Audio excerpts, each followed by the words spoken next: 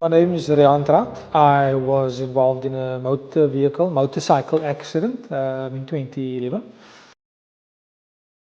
But ever since coming here and getting everything I need for, just in order to do what I need to do on a daily basis has been significant. Getting assistance and getting help from like-minded individuals has been really cool. The experience, it makes it a lot more comfortable coming in here. And I mean, like I know the staff, but like I feel like I know them more personally. I know them by name. It's quite cool. I use my prosthesis that Justin has made me on a daily basis. It's absolutely changed my life in that I'm able to now do what I love doing.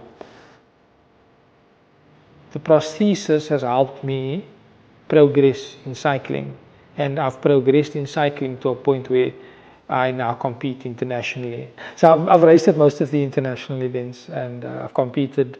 I compete currently all over, and I'm now not able to just compete against like para athletes.